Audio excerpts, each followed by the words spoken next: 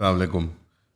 Even کے on line سفر کو اب 1 سال سے تھوڑا زیادہ وقت ہو گیا ہے، اور آپ لوگ نے بہت محبت کا اظہار کیا ہر پلیٹ فارم پہ ہی، اور ہمیں سپورٹ کیا۔ اس کوالٹی کو مینٹین کرنے کے لیے اور بڑھانے کے لیے اب ظاہری بات ہے فائنینشیل ریسورسز ریکوائرڈ ہوتی ہیں۔ ہماری حتی الامکان کوشش رہی ہے کہ ہم پیڈ پوڈ کاسٹ نہ کریں، اور انشاءاللہ میرا خیال ہے ہم نہیں کریں گے، جو صورتحال ہے اور جس طرح کی ایک ہماری آڈینس بلڈ اپ ہو گئی ہے۔ لیکن اس کے باوجود ہمیں فائنینشیل ریسورسز کی ریکوائرمنٹ ہے کہ اگر ہم ایک سرٹن لیول آف کوالٹی کو مینٹین کرنا چاہیں۔ انفارچونیٹلی جو ایڈ ریونیو ہوتا ہے یوٹیوب سے اور پلیٹ فارم سے جو آتا ہے، وہ اتنا نہیں ہوتا کہ وہ ایک ٹیم کو سسٹین کرے اور اچھی سیلریز ان میں سے ان کی ودڈرا ہوں۔ ہم چاہتے ہیں کہ آپ ہمیں ڈائریکٹلی سپورٹ کریں تاکہ ہم امپارشلی، انفلٹرڈ، انفیٹرڈ کسی کارپوریٹ انٹرسٹ کے بوجھ تلے نہ دبے ہوں، کسی گیسٹ کے ہم وہ بھی ہولڈن نہ ہوں کہ وہ ہمیں 2-4 لاکھ روپے دے اپنی پوڈ کاسٹ کے لیے۔ ہم چاہتے ہیں کہ ہم آپ کو ڈائریکٹلی انفلٹرڈ اسی طرح کانٹینٹ پروڈیوس کر کے دیتے رہیں۔ تو اس کا آسان طریقہ یہ ہے کہ نیچے اگر آپ باہر سے دیکھ رہے ہیں پاکستان کے، تو آپ کو یہاں پہ یوٹیوب کا وہ جوائن بٹن نظر آ رہا ہوگا، جو کہ ایک ممبرشپ سبسکرپشن بٹن ہوتا ہے۔ تو وہ ہم نے اس میں ایک فیس مقرر کر دی ہے، وہ آپ دیکھ لیں، اور ساتھ ایک نمبر وغیرہ بھی ڈسپلیڈ ہوگا جس پہ اگر آپ اس کو پارٹیسپیٹ کرتے ہیں تو پھر آپ اسکرین شاٹ لے کے اس پہ واٹس ایپ کر سکتے ہیں۔ اگر آپ پاکستان سے باہر ہیں تو آپ ہماری نیچے دیے ہوئے لنک میں ویب سائٹ کے اوپر جا کر ہمارے ڈائریکٹ بینک اکاؤنٹ کے اندر آپ بینک ٹرانسفر کر سکتے ہیں، یا جائز کیش کے تھرو آپ دے سکتے ہیں۔ منیمم جو ہم نے رکھا ہے وہ 1,000 روپے ہے، اور اس کی کوئی ریزن ہے کہ یہ رفلی ایک اچھی برانڈڈ کافی جتنا ہوتا ہے، تو ہمیں لگتا ہے کہ یہ ایک فیئر اماؤنٹ ہے، کیونکہ آپ لوگ جس طرح آج کل جس رفتار سے ہم کھاتے پیتے ہیں باہر ہوٹلوں میں، تو میرے خیال میں ایک فیئر اماؤنٹ ہے، اور یہ ایک منتھلی سبسکرپشن یا ممبرشپ کے طور پہ استعمال ہوگی۔ اس کے بدلے ہم کوشش کریں گے کہ ایک پے وال کے پیچھے ویریڈ قسم کا کانٹینٹ رکھیں انیشلی۔ البتہ اس مہینے کے اندر ہم 3 سے 4 لائیو سیشنز آفر کر رہے ہیں، جہاں پہ ہم لائیو ایک کلوزڈ سیٹنگ کے اندر آڈینس کے ساتھ، جو لمیٹڈ آڈینس ہوگی جنہوں نے پے کیا ہوا ہے، کامنٹس کے اندر انگیجمنٹ کر سکتے ہیں، اور ڈائریکٹلی ان کے ساتھ ہم گفتگو کر سکتے ہیں۔ تو یہ 1,000 روپے بنتے ہیں رفلی۔ ابھی ویڈیو کو پاز کر لیں پلیز، اور نیچے ویب سائٹ پہ جا کے آپ لنک کو کھول لیں، اور وہاں پہ انسٹرکشنز ایگزیکٹلی ہم نے لکھ دی انگریزی کے اندر، ٹھیک ہے؟ مجھے امید ہے کہ آپ لوگ ایک بڑی اماؤنٹ میں آ کے سپورٹ کریں گے ہمیں، اور یہ جو منیمم ہے 1,000 روپے کا، یہ آپ اس کو یہ مت سمجھیں کہ منیمم آپ نے 1,000 روپے ہی دینے ہیں۔ آپ اگر 1,000 انٹری کے لیے دے رہے ہیں، لیکن اس کے اوپر اگر آپ سپورٹ کرنا چاہتے ہیں تو پلیز ضرور دیں، it would be a great help, اور یہ ہمارے لیے گفٹ ہوگا۔ البتہ اس کے اندر صدقے اور زکوٰۃ کا کوئی ایلیمنٹ نہیں ہے۔ اگر آپ صدقات یا زکوٰۃ دینا چاہ رہے ہیں تو وہ آپ ہمیں نہیں دے سکتے، یہ ایک گفٹ ہے to support content that you like. And اگر آپ کو لگتا ہے کہ ہماری انالیسز آپ کو ویلیوبل ہے، اور آپ چاہتے ہیں کہ ہم اور کانٹینٹ کریٹ کریں اور اپنی پریزنس کو مینٹین کریں آن لائن، تو صرف یہ ایک سپورٹ کرنے کا میکینزم ہے۔ امید ہے کہ یہ میسیج سسنکٹ ہوگا، کلیئر ہوگا، اور اس کے اندر اگر کوئی آپ کے سوالات ہیں تو پلیز کامنٹس میں بتا دیں کہ ہم اس کو کس طرح سے زیادہ آپ کے لیے یوزر فرینڈلی بنا سکتے ہیں۔ تو last but not the least remind کر دوں آپ کو، اگر آپ باہر ہیں، جوائن بٹن، ممبرشپ والے فارم یعنی یوٹیوب کے جو ہوتے ہیں اسی کو آپ یوز کر لیں، اور لیکن اگر آپ کو یہ طریقہ نہیں پسند اور آپ باہر ہیں تو ہماری ویب سائٹ پہ آ جائیں، وہاں پہ ایک پرسنل اکاؤنٹ کی ڈیٹیلز ہے، تو آپ وہاں سے آن لائن ٹرانسفر بھی کر سکتے ہیں۔ اور اگر آپ پاکستان کے اندر ہیں تو جو آپ کو کارپوریٹ اکاؤنٹ دیا گیا ہے کمپنی کا، اس کے اندر آپ جائز کیش، انڈیویجول بینک ٹرانسفر، آپ جا کے فزیکلی بینک میں جمع کرا سکتے ہیں slip, what ever you prefer. ہم خوشی ہوں گے اگر آپ ہمیں سپورٹ کریں گے۔ وہاں پہ اپنے دیے ہوئے واٹس ایپ کے اوپر اسکرین شاٹ بھیجنی ہے، اور آپ کو پھر وہ ایک کلوز گروپ کے اندر ایڈ کر دیں گے، اور وہیں سے پھر انشاءاللہ لائیوز کا سلسلہ ہمارا چلے گا۔ تھینکس۔ السلام علیکم ڈاکٹر صاحب، کیا حال ہے؟ ٹھیک ہے؟ وعلیکم السلام ورحمۃ اللہ۔ آج الحمد للہ۔ ہمارے ساتھ پروفیسر ڈاکٹر حفیظ الرحمان صاحب ہیں۔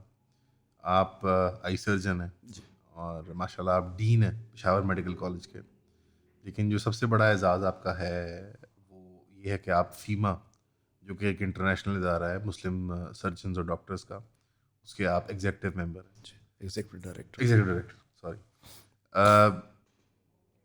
لیکن آپ کی جو ایک پروفیشنل لائف ہے اس سے ہٹ کے ماشاء اللہ آپ کا ایک اور بھی کام ہے۔ آپ ماشاء اللہ کرنٹ پریزیڈنٹ ہیں الخدمت فاؤنڈیشن کے، جی، اور ایک پہلے صدارت آپ کی رہ چکی ہوئی 2011 والے دور میں، اور ابھی آپ کی ماشاء اللہ چل رہی صدارت۔ اس کے علاوہ جو الخدمت ہیلتھ کا ان کا ایک ڈپارٹمنٹ ہے اس کو آپ نے کھڑا کیا اور اس کو بھی آپ نے مینیج اور چیئرمین نہیں اس کی بھی کیا آپ نے. سر کام تو حکومتوں میں کرنے والے ہوتے ہیں لیکن اینڈ پہ آ کے سول سوسائٹی میں سے آپ جیسے لوگ الخدمت جیسے ادارے آ کے یہ کام کرتے ہیں. امت کا ایک بڑا ایک وونڈ ہے, ایک زخم ہے جو کھلا ہوا ہے اس وقت, وہ غازہ والا جو معاملہ چل رہا ہے. اور وہاں پہ لیڈنگ جو فرنٹ پہ آپ کو نظر آتی ہیں چیریٹیز میں سے یا این جی اوز میں سے یا آپ کہہ رہے ہیں ویلفیئر آرگنائزیشنز میں سے, تو وہ الخدمت ہی ہے. پاکستان کی بڑی فخر کی بات ہے. ویسے تو ہماری حکومت ڈسپلے کرتی ہے کتنے ٹن وہاں ہم نے پہنچائی ہے امداد, لیکن جب اس پہ غور سے دیکھتے ہیں تو اسٹکر وہ نیلے الخدمت کے لگے ہوتے ہیں. ڈاکٹر صاحب کیا صورتحال ہے غزہ میں؟ جی امان بھائی بہت شکریہ یہاں دعوت کا بھی. اور یہ جو سوال آپ نے کیا ہے یہ تو اس وقت پوری امت کا نہیں پوری انسانیت کا سوال ہے.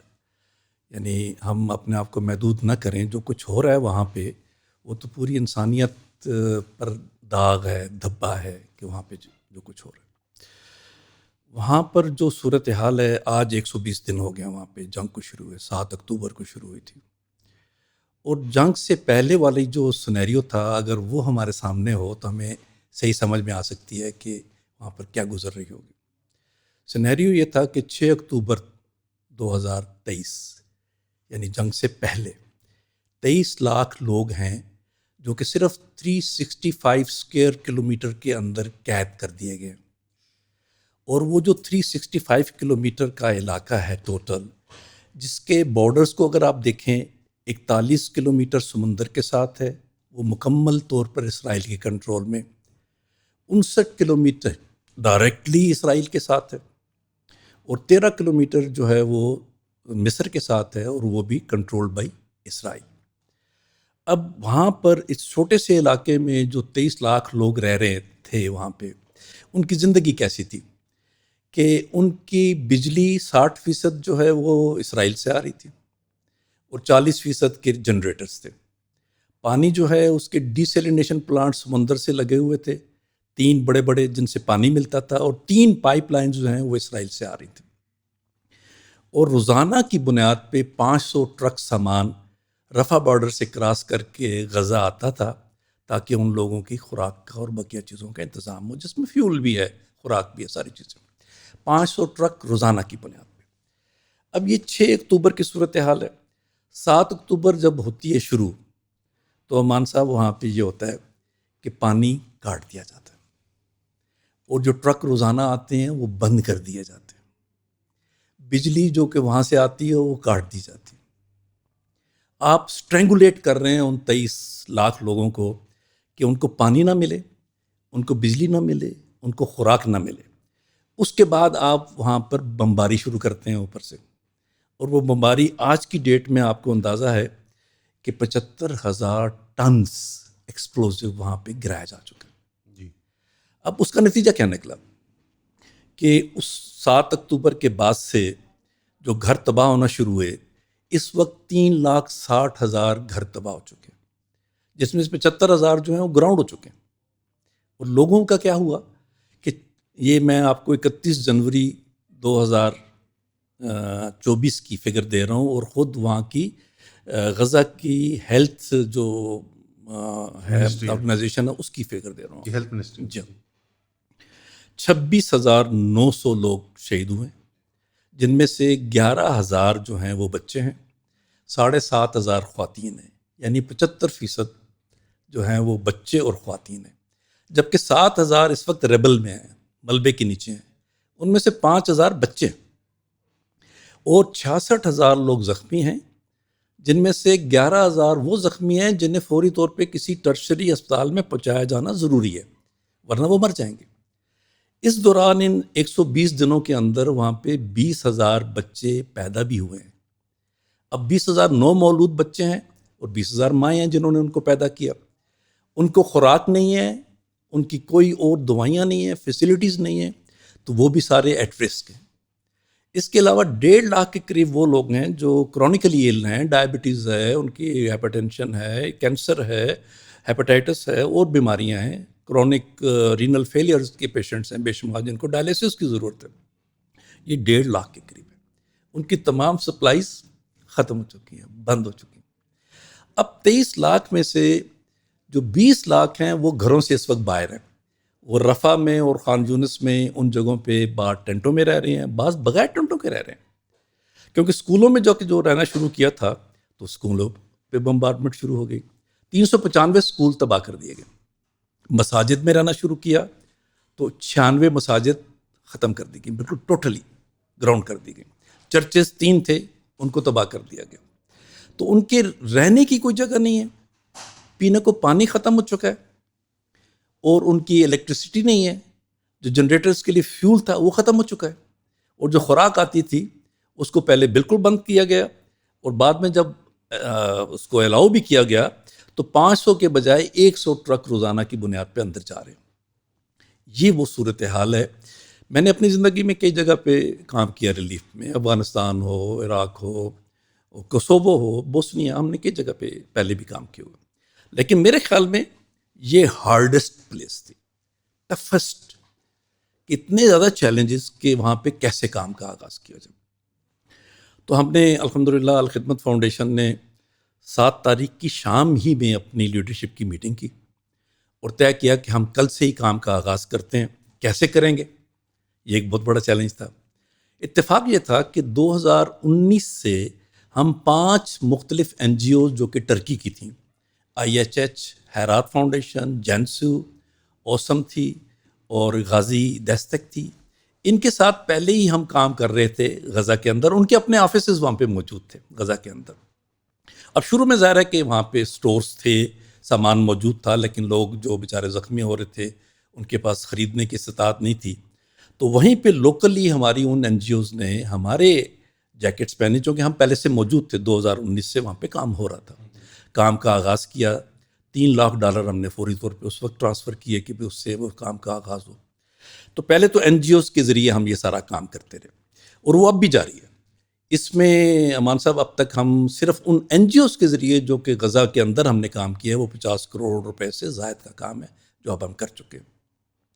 ہم مسلسل اس تلاش میں رہے کہ ہمیں کوئی اور ایونیوز تلاش کرنے ہوں گے, چونکہ وہ کہ سٹورز جو ہیں وہ ڈپلیٹ ہو جائیں گے تو سامان کہاں سے خریدا جائے گا, جس کے لیے ہم یہ ساری چیزیں کر رہے ہیں.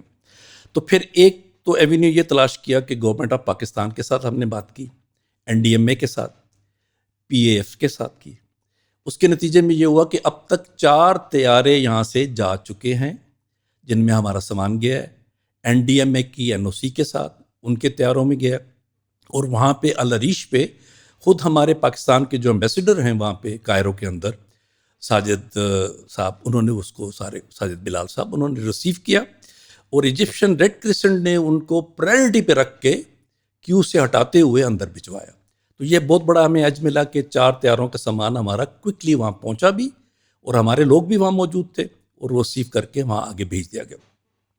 اب ایک طیارہ انشاءاللہ 6 تاریخ کو ہم 105 ٹن کا کراچی سے روانہ کر رہے ہیں. یہ مکمل یعنی ہمارا سپانسرڈ ہے, اس کا تو ہم کرایہ بھی ہم خود دے رہے ہیں, سارا 9 کروڑ روپے کرایہ ہے ایک طیارے کا. سامان پہنچانے کے لیے جی, صرف طیارے کی جو فریٹ ہے اس کا, چونکہ چارٹرڈ طیارہ ہے, یہ 747 ہے, کارگو, ایئر کارگو ہے. تو یہ انشاءاللہ 6 تاریخ کو روانہ ہوگا, اور یہ 105 ٹن سامان لے کے جائے گا, جس میں زیادہ تر ایمرجنسی میڈیسنز ہیں اور ریڈی ٹو ایٹ فوڈ ہے, تاکہ پکانا نہ پڑے, ٹن کھولو اور کھا لو. یہ چیزیں ہم اس وقت بھیج رہے ہیں. ساتھ ہی ہم پلان کر رہے ہیں کہ ایک شپ ہم بھیجیں جو انشاءاللہ ہمارا مڈ فروری میں 18-19 فروری کا ہمارا اندازہ ہے کہ نیول چیف سے بھی بات ہوئی ہے اور سارا ہم نے وہ طے کر لیا ہے. تو یہ 400 ٹن سامان لے کر ایک بحری جہاز انشاءاللہ کراچی سے روانہ ہوگا, جس کے اندر ٹینٹس بھی ہوں گے, کمبل بھی ہوں گے, خوراک بھی ہوگی, میڈیسن بھی ہوگی. یہ وہاں سے انشاءاللہ روانہ ہوگا اور وہاں پہنچے گا. یہ دوسرا ایک طریقہ کار تھا بھیجنے کا. تیسرا ہم نے یہ کام کیا کہ خود جا کے کائرو کے اندر ہم نے اپنا آفس کھول لیا. ایک ہم نے وہاں پہ اپارٹمنٹ بھی لے لیا لوگوں کے رہنے کے لیے. ہمیں ایک بہت بڑا ایج تھا کہ ہمارے الخدمت فاؤنڈیشن جو ہے ٹرکی میں, US میں, UK میں, جرمنی میں, ناروے میں بھی رجسٹرڈ ہے, جاپان میں بھی رجسٹرڈ ہے. تو ان کے آفیسز میں بھی پیسے جمع ہونا شروع ہوئے, اور وہاں سے پیسوں کی ٹرانسفر بھی آسان تھی مصر, تو کوئی پرابلم نہیں تھی, اور ان لوگوں کا موو کرنا, وہاں پہنچنا بھی آسان تھا. تو ہماری فزیکل پریزنس جو ہے وہ کائرو کے اندر آ گئی. وہاں پہ پھر ہم نے ایک بڑا ویئر ہاؤس لیا تاکہ وہاں پہ چیزیں اکٹھی کر کے پیک کر کے ٹرکوں میں کر کے ان کو آگے غزہ بھجوایا جائے. ابھی حال ہی میں جو ایک بڑی کنسائنمنٹ ہم نے بھیجی، یہ 17 جنوری کو میں خود گیا تھا، اور یہ 150 ٹن سامان تھا، اور یہ 6000 فیملیز کے لیے 1 مہینے کی خوراک تھی. اس میں ٹینٹس تھے، کمبل تھے اور میٹریسز تھیں.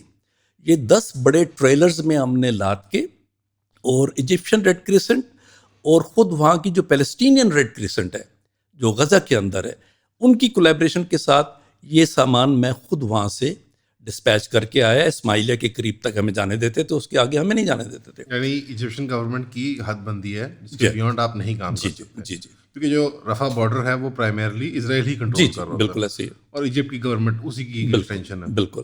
اس میں آپ یوں دیکھیں نا کہ یہ سامان جب جاتا ہے تو وہ پہلے اسرائیل کے اندر جاتا ہے، اور وہاں پہ ڈاؤن لوڈ ہوتا ہے، اس کو چیک کیا جاتا ہے، دوبارہ اپ لوڈ ہوتا ہے ٹرکوں میں، اور وہاں سے پھر رفح بارڈر کراس کرتا ہے، اور پھر وہاں پہ چیکنگ کے بعد یہ اندر ریلیز ہوتا ہے رفح کے اندر. تو ایک ہم نے یہ کام شروع کیا کہ وہیں سے چیزیں خرید کے بھی بھیجنا شروع کی، جو میں نے آپ کو بتایا کہ 150 ٹن ہم کر کے آئے. ابھی ہم نے پلان کیا کہ ہم انشاءاللہ رمضان سے پہلے 10 مارچ کا ہم نے پلان کیا ہے کہ کم از کم 15,000 فیملیز کے لیے، اس کا مطلب ہے کہ 1,00,000 افراد کے لیے پورے رمضان کا فوڈ پیکج ہوگا. اس میں کپڑے بھی ہوں گے اور بقیہ چیزیں بھی ہوں گی.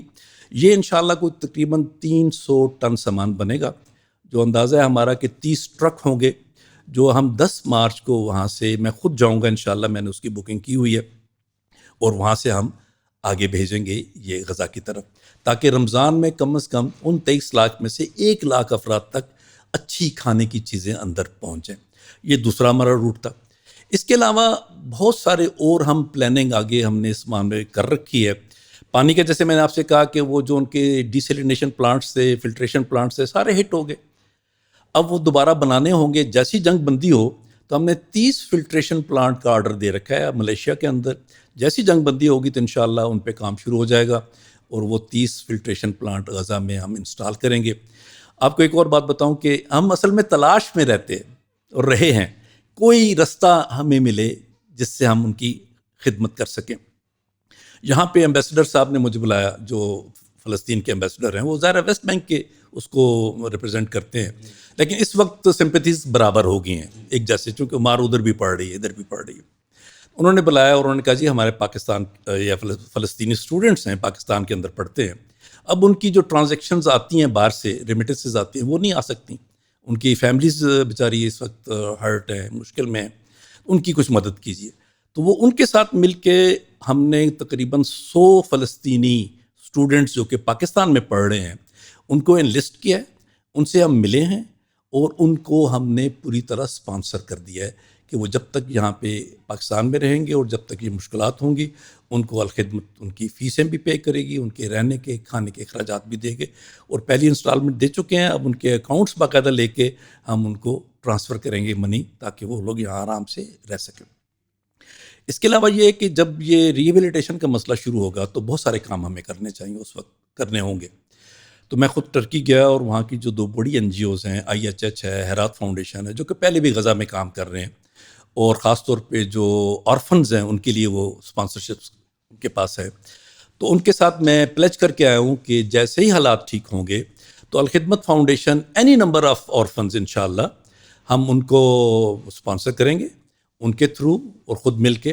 ایک اور اچھی بات بتاؤں کہ ہم نے ایک کوآرڈینیٹر خود غزہ میں مقرر کر دیا. غزہ کا ڈاکٹر عثمان آغا ہیں، ان سے میں رابطے میں ہوں، ان کو ہم نے اپوائنٹ کیا ہے، وہ اب ہمارے کوآرڈینیٹر ہیں ڈائریکٹ. وہ ساری ایکٹیویٹیز ہیں اس کو نگرانی بھی کریں گے. جیسے ہی ہمیں رستہ ملے گا انشاءاللہ ان آرفنس کو بھی ہم سپانسر کریں گے. اس کے علاوہ ہیلتھ میں ہم بہت بڑا کام کرنا چاہتے ہیں، اور بہت بڑی ضرورت ہے ان کی. آپ کو پتہ ہوگا کہ ان کے 30 ہسپتال تباہ کر دیے گئے ٹوٹلی، اور 56 کے قریب ایسے ان کی فیسلٹیز ہیں، ہیلتھ فیسلٹیز، جن کو بالکل ناکارہ کر دیا. 120 ایمبولینسز تھیں جو اس وقت بالکل ناکارہ کر دی گئی، ان کو تباہ کر دیا گیا. ہم نے 20 ایمبولینسز ان کو پرووائڈ کرنے کا سوچا ہے. اسی طرح کا موبائل ہیلتھ یونٹ ہم ایک ان کو دینے جا رہے ہیں. اور اس کے ساتھ ہی ہم نے یہ کیا کہ انقرہ کے اندر ایک کمپنی ہے، اس سے فیلڈ ہاسپٹل کی نیگوسیشن کی. وہ تقریباً $4 ملین کا وہ فیلڈ ہاسپٹل ہے. اس سے ساری ہماری بات ہو چکی ہے. ڈپینڈ کرتا ہے کہ ہمیں مصر کی گورنمنٹ اور وہ ساری الاؤ کریں تو وہ ہم فیلڈ ہاسپٹل وہاں سے ٹرانسفر کریں گے، چاہے وہ غزہ کے اندر ہو چاہے غزہ کے فوراً باہر ہو، یہ ڈپینڈ کرتا ہے پرمیشن ملنے پہ. اس کے لیے فنڈز بھی رکھے ہوئے ہیں ہم انشاءاللہ جب اجازت ملے گی تو وہ کام کریں گے. ساتھ ہی ہم نے پاکستان سے جو سرجنز ہیں اور سینئر ڈاکٹرز ہیں ان کے لیے ایک ایپ بنائی اور کہا کہ اچھا بھی جو وہاں جا کے والنٹریلی کام کرنا چاہتا ہے وہ اپنے آپ کو رجسٹرڈ کرے. آپ حیران ہو گئے کہ 3000 لوگوں نے ہمیں اس میں رجسٹریشن کی ہے پاکستان سے. اچھا ہمیں ایک اور ایج ہے کہ پاکستان کا ڈائسپورا باہر دوسرے ملکوں کے اندر ہے، وہ کانٹیکٹ کر رہے ہیں، ان کا جانا بھی آسان ہے. اگر ہمیں یہ پرمیشن مل جائے تو انشاءاللہ ہم باہر سے بھی ڈاکٹرز کو وہاں بھیج سکتے ہیں اور خود پاکستان سے بھی بھیج سکتے ہیں. چاہ رہے ہیں آپ ان کو؟ پہلی یعنی آپشن تو یہ ہوگی کہ خود غزہ کے اندر جب جنگ ختم ہو جائے اور وہاں اجازت دیں تو فیسلٹیز ختم ہیں تو ایک پورا انسٹال کر دیں فیلڈ ہاسپٹل، اس میں اپنے ڈاکٹرز بھیجیں، دوائیاں بھیجیں. اور یہ چیزیں ساری ہم اس طرح سے کر رہے ہیں، پلاننگ ساری کہ ہاسپٹل کی بات کی ہوئی ہے، ڈاکٹرز تیار ہیں، میڈیسن بھیجنا کوئی ایشو نہیں ہے اور پلاننگ ساری ہم نے کی ہو. صرف پرمیشن کا ایشو ہے، وہ جیسی ہو جائے تو انشاءاللہ ہم میڈیکل فیلڈ میں بھی ان کے ساتھ یہ سارا کام کریں گے. اور آپ کو یہ جب میں نے کہا نا کہ ہم ان کے آرفن سپانسر کرنے کے لیے تیار ہیں تو آپ کو شاید پتہ ہو کہ الخدمت اس معاملے میں خاصی ٹرینڈ ہے. اس وقت 28,000 پاکستانی بچے جو ہیں آرفنز جو ہیں ان کی کفالت کر رہی ہے اور 22 آغوش چلا رہی ہے. اس لیے اس میں 2.5 ارب روپیہ سالانہ الحمدللہ الخدمت صرف اس فیلڈ پہ خرچ کرتی ہے آرفن کیئر کی. تو وہاں پر بھی ہم انشاءاللہ کریں گے. لوگ ہمیں فنڈ کرنے کو تیار ہیں، وہ ڈپینڈ کرتا ہے کہ کس وقت ہمیں اس کی پرمیشن ملے. دیکھیں آپ نے کافی تفصیلی پکچر پینٹ کر دی ہے کہ ایگزیکٹلی وہاں پہ صورتحال کیا ہے، ریکوائرمنٹس کیا ہیں، وہ چاہے میڈیکل کیئر کے اعتبار سے ہوں، کھانے پینے کے سامان کے اعتبار سے ہوں، بیسک انفراسٹرکچر ہو گیا، housing infrastructure and so on and so forth. پانی کے آپ نے فلٹریشن پلانٹس کا ذکر کیا. یہ تو بہترین کام کر رہی ہے الخدمت. کرنے والے میں نے سٹارٹ میں بھی ذکر کیا تھا، یہ حکومتوں کے کام ہیں، اداروں کے کام ہیں، لیکن انفارچونیٹلی جس طرح سے ہمارے مسلمان ممالک بٹے ہوئے ہیں اور جس طرح سے ان کے نظام کے اوپر ایک قسم کی پنجہ ہے ویسٹ کا اور اسرائیل کا بھی کنٹرول ہے کافی، تو یہ آپ جیسے سول سوسائٹی کے لوگوں پہ اور الخدمت جیسے اداروں کے اوپر پریشر آتا ہے. کام اپنے ماشاء اللہ بہت اچھا کیا ہوا ہے اور انشاءاللہ آئندہ مجھ یقین کریں گے. اس کام میں جو رکاوٹیں آتی ہیں سر، وہ لوگوں کے ذہن میں بہت سوال بنتے ہیں کہ بھائی غازہ کیسے پہنچتے ہیں آپ، وہ شک میں پڑ جاتے ہیں لوگ، یار یہ پیسے جاتے کہاں ہیں، وہاں کیسے منتقلی ہوتی ہے سامان کی، ویسٹ بینک میں کیسے پہنچا جاتا ہے. یہ جو رکاوٹیں آتی ہیں، سب سے پہلے اپنی پاکستان کی حکومت کی بات کر لیتے ہیں. ہمارے اداروں سے تو کوئی تنگی تکلیف نہیں آپ کو محسوس؟ نہیں، سچی بات تو یہ ہے کہ ہمارے اداروں کی طرف سے تو ہمیں کوآپریشن ہے، تبھی تو ہم یہ یہاں سے بھیجنے والا سامان تب کر سکے، اس میں کوئی شک نہیں. NDMA کے جو چیئرمین ہیں جنرل انعام حیدر، ان سے میں ملا ہوں، بہت کوآپریشن رہی ہے. اور سچی بات یہ ہے کہ اس وجہ سے ہی اب تک 4 جہاز ہمارے جا چکے ہیں، اب ایک ویسل جانے والی ہے. ایک میں نے مس کر گیا، ایک جہاز ہم نے جارڈن بھی بھیجا ہے، اور جارڈن بھیجا ہے تاکہ وہاں کی جو ہاشمائت فاؤنڈیشن ہے وہ ایئر ڈراپس کر رہی ہے وہاں پہ اسرائیل کی پرمیشن کے ساتھ. تو ایک پورا ایروپلین جو ہے سامان کا ہم نے جہاں کے جارڈن کے ایمبیسڈر تھے ان کے ساتھ مل کے اور ہمارے کچھ کنٹیکٹس تھے تو الحمدللہ وہ بھی بھیجا. تو اس معاملے میں کوآپریشن ہے، تھوڑی سلونس ضرور ہے. رائٹ. پہلا جہاز صاحب جب گیا تو جو ہمارے فارن منسٹر ہیں جلیل جیلانی صاحب، ان سے وہاں پہ ایئرپورٹ پہ ملاقات ہوئی تو میں نے اسی وقت ان کو آفر کی، یہ جہاز سارا سامان ہمارا ہے الحمدللہ، اور یہ اس کا کرایہ آپ لوگ دے رہے ہیں. آپ اگر مجھے الاؤ کریں الخدمت فاؤنڈیشن کو تو ہم اگلے 5 طیاروں کا کرایہ بھی دینے کو تیار ہیں اور سامان بھی سارا دینے کو تیار ہیں. نام پاکستان کا ہوگا، نام NDMA کا ہوگا، چیزیں بھی ہماری ہوں گی، کرایہ بھی ہم دیں گے تاکہ چیزیں جلدی سے وہاں پہنچیں. ان کو 2 چیزیں ہمیں حاصل ہو رہی تھیں، ایک یہ ہے کہ چیزیں وہاں پہنچیں، ان کو ضرورت ہے. دوسری چیز یہ ہے کہ میرے ملک کا نام روشن ہو رہا ہے. آپ کو پتہ ہے کہ پہلی لسٹ جب مصر نے جاری کی سامان کی کہ 26 ممالک نے یہ سامان بھیجا ہے، گورنمنٹ نے جاری کی، اس میں آگے ٹنج لکھی ہوئی تھی. پاکستان کے آگے لکھا ہوتا ہے 165.5 ٹن سامان پاکستان نے بھیجا ہے. الحمدللہ اس میں سے میجر حصہ ہمارا تھا. پاکستان کا نام روشن ہوا، ہم تو اس پہ بڑے خوش تھے. اور یہی ہم نے ان سے کہا تھا کہ ہم اس کے لیے تیار ہیں، ہم ملٹیپل کارگوز بھیجنے کے لیے تیار ہیں، آپ ہمیں شپ سے الاؤ کیجئے. لوگ ہمیں دینے کو تیار بیٹھے ہیں. میں گیا وہاں پہ کاٹی ایسوسیشن ہے کراچی کی جو کہ بزنس مینس کی ہے، وہ کہہ رہے تھے جی کہ آپ ہمیں الاؤ کریں، ہم یہاں پہ ویئر ہاؤس بنائیں گے، ساری چیزیں اکٹھی کریں گے، بہت سے لوگ ہمیں دینا چاہتے ہیں. میں نے کہا رک جائیے ذرا، یہ ٹریکس ہمارے سیدھے ہو جائیں تو پھر ہم بھیجیں گے. اب بھی مجھے ویسے ابھی تو اچھا تعاون مل رہا ہے، اگر یہ تعاون رہا تو ہم انشاءاللہ وہاں سے ملٹیپل شپس بھیجیں گے. اور اس میں تو میں I am thankful to the government کہ بھی انہوں نے ہمیں الاؤ کیا ہے اور پرمٹ کیا ہے. لیتھارجی کا جو ایلیمنٹ تھا آپ نے فرمایا کہ ولنگ تھے لیکن کچھ رکاوٹیں تھیں، کچھ سلونیس تھی.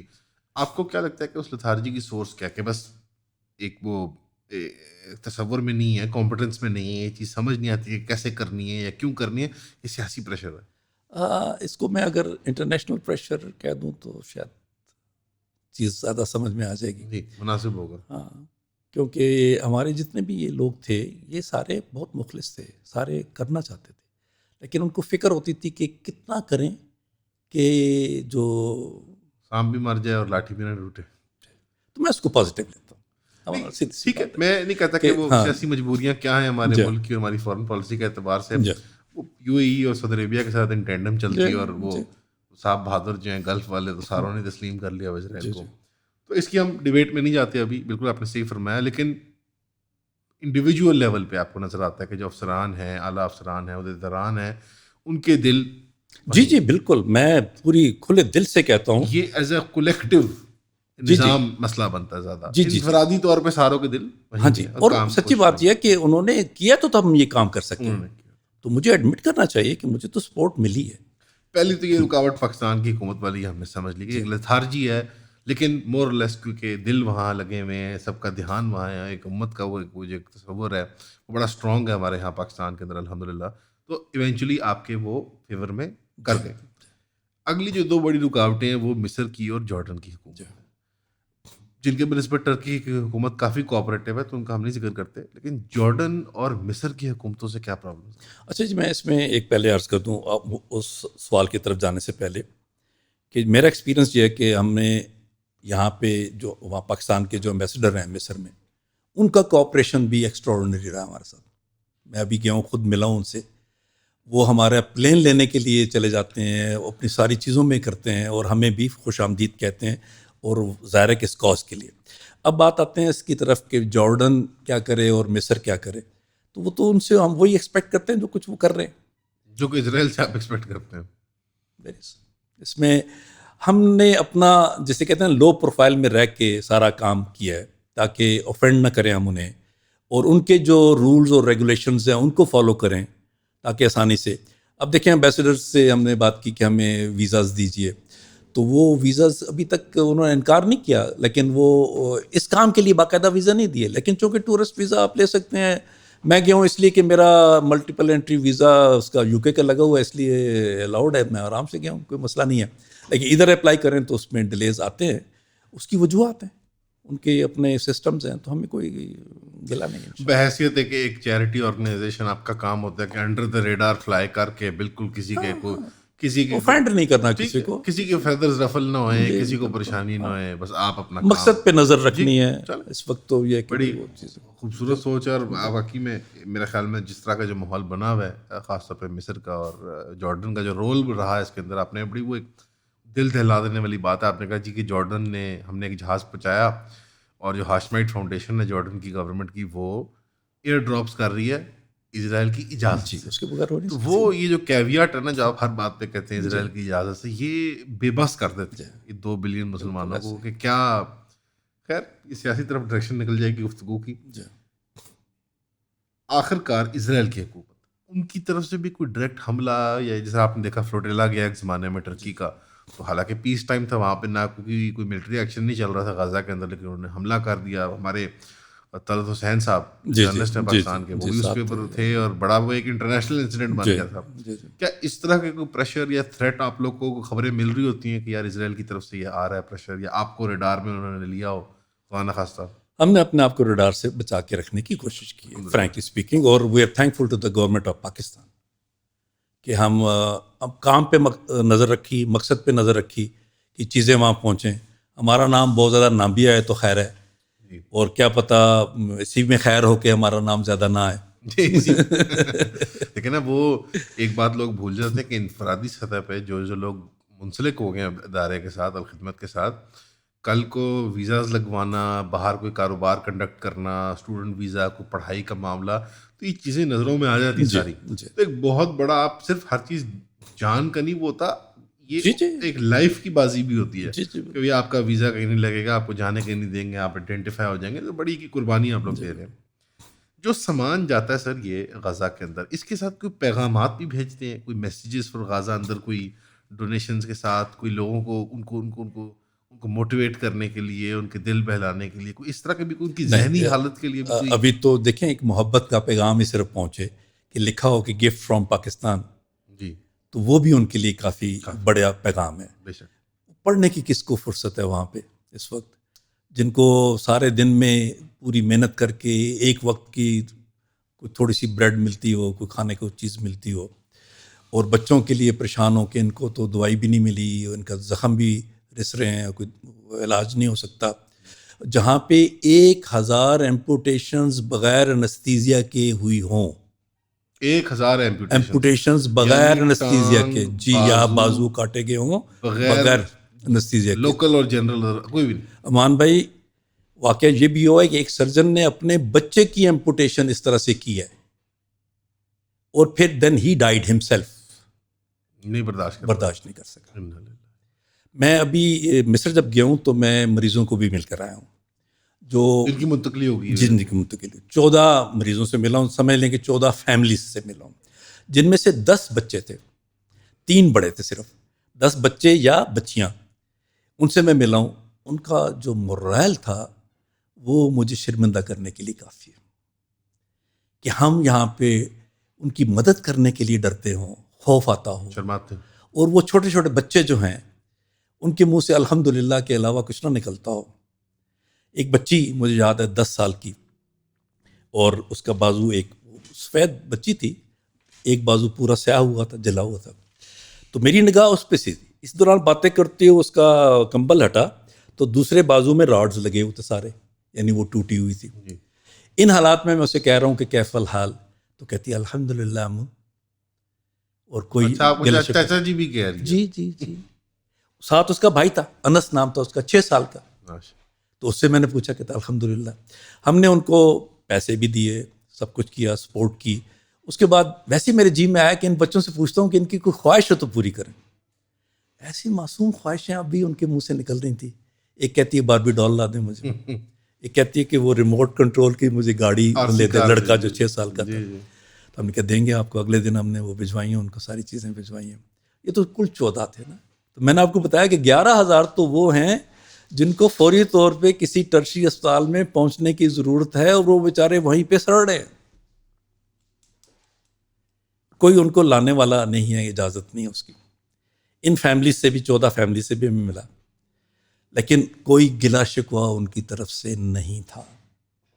اتنے آرام سے, سکون کے ساتھ. اب بھی ہمیں اپنے اوپر, اپنی زندگی پہ شرم آتی ہے کہ اللہ کا دیا سب کچھ ہے, اور ہم یہاں پہ بڑے آرام سے اسرائیل کی پروڈکٹس کو استعمال کر رہے ہوں. ابھی یعنی دیکھیں کیا ویران ہوئے ہیں وہ آپ کے ادارے, چل رہے ہیں سارے. کون چلا رہا ہے؟ میں اور میرے بھائی بہن چلا رہے ہیں ان کو. ہمیں اتنا بھی نہیں خیال آیا کہ ہم کم از کم ان کا تو بائیک آؤٹ کر دیں, ایک اچھا میسج تو جائے وہاں تک.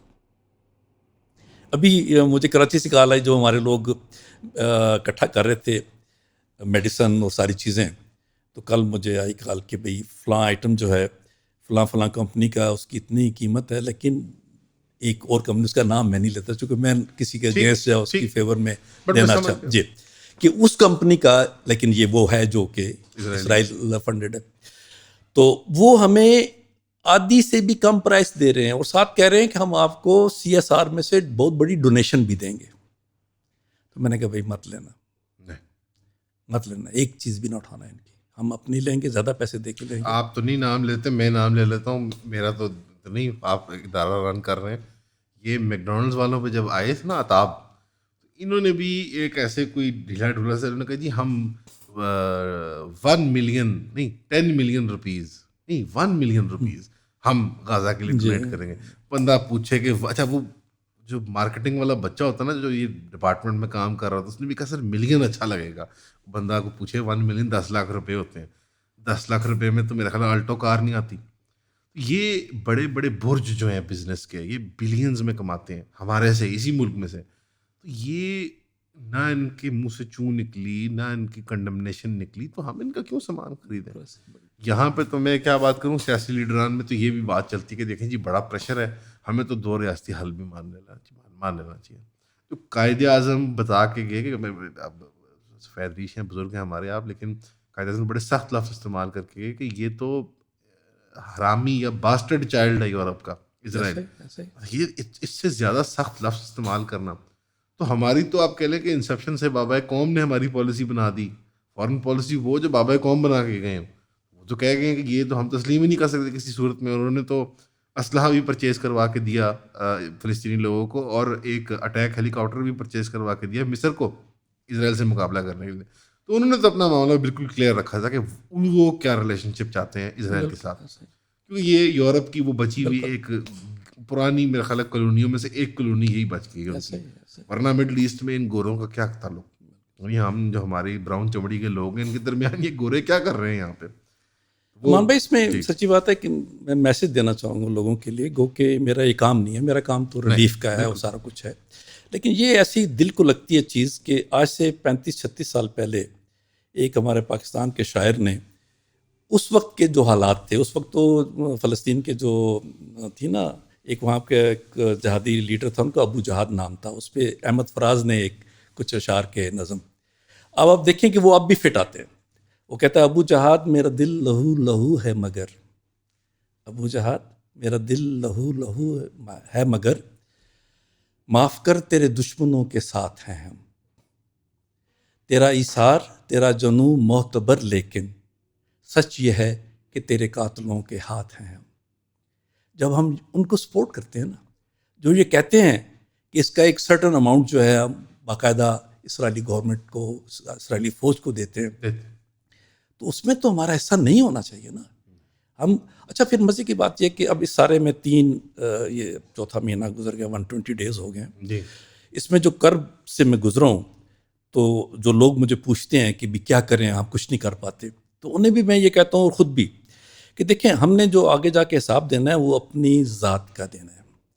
کہ قوموں میں عروج و زوال آتے رہتے ہیں, پہلے بھی ایسا ہوتا رہا, لیکن بات یہ ہے کہ جب جس عروج میں یا جس زوال میں میرا گزر ہوا اس میں میرا رول کیا تھا. اب اس وقت ایک ایسی کربناک صورتحال ہے اور بالکل ہیلپ لیس سمجھتے ہیں, تو اس وقت میں نے کیا کیا, ذاتی طور پہ کیا میں نے سوچا, فکر کی کہ بھی میں یہ اس طرح سے بائیکاٹ کرنے سے میں ان کو ہیلپ کر سکتا ہوں, یا امداد اکٹھی کرنے سے میں ہیلپ کر سکتا ہوں, وہاں جا کے میں کچھ دے سکتا ہوں. اگر تو میں نے کی, جی اویئرنیس آگاہی یہ میں نے کی, لوگوں کو بتایا کہ یہ قصہ کیا ہے. ہماری نئی جنریشن کو تو پتہ ہی نہیں ہے کہ کیا, وہ کشمیر کا نہیں پتہ انہیں مشرقی پاکستان کے ہم سے چلے جانے کا نہیں یاد انہیں.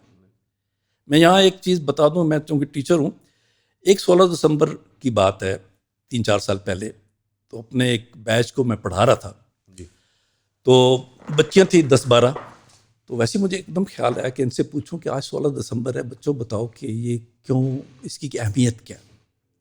آپ یقین جانے کہ بالکل خاموشی چھا گئی. یہ میڈیکل کالج جی میڈیکل کالج کی بریلینٹ, جی کریم بچاتا ہے. ایک کہتی ہے جی کہ وہ جی بے نظیر کی رہتے میں کہ وہ 16 دسمبر نہیں تھی, وہ 27 دسمبر تھی, 16 دسمبر کچھ اور تھا. میں نے کچھ ہنٹس بھی دیے, نہیں بتا سکے. میں ساتھ والے کمرے میں چلا گیا, وہاں جونیئر ڈاکٹرس تھے, میرے کولیگس تھے, ان سے میں نے کہا بھی آج کے دن کی کوئی اہمیت کا تمہیں پتہ ہے؟ تو انہیں بھی نہیں یاد تھا. اس پہ میں حیران ہوا کہ ہمارا قصور ہے, ہم نے اپنی اگلی جنریشن کو بتایا ہی نہیں. وہ جو قوم جو ہے اپنی تاریخ کو بھلا دیتی ہے تو تاریخ اسے بلائے گی. اسی طرح ہمیں نہیں پتا کہ کشمیر کیوں, کشمیر کا ایشو کیا ہے. ہم سمجھ رہے ہیں انڈیا اور بھارت کی کوئی, یہ پیر کو ہے کشمیر ڈے آ رہا ہے. جی جی, آپ کو میں بتاؤں, میں 27 اکتوبر کو ملیشیا میں تھا, تو وہاں میں نے ملنا تھا ایمبیسڈر سے بھی, اور ایک اور این جی او, بہت بڑی این جی او, اس کے چیئرمین تھے شیخ عزام. تو انہوں نے کہا جی آپ ایمبیسی میں آ جائیں, ایک پروگرام بھی ہے وہاں پہ, کشمیر پہ پروگرام ہے. یہ 26 یا 25 اکتوبر یا 27 اکتوبر میں ڈیٹ ذرا بھول رہا ہوں. وہاں پہ انہوں نے, ملیشینز نے پاکستان کی ایمبیسی میں کشمیر پہ پروگرام رکھا ہوا تھا. امبیسڈر سے میں ملا تو میں نے کہا جی امبیسڈر صاحب مجھے تو شرمندگی ہو رہی ہے, آپ کو بھی ہو رہی ہے کہ نہیں ہو رہی؟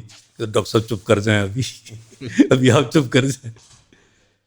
تو ہم نے تو اپنے چیزوں کو بلایا.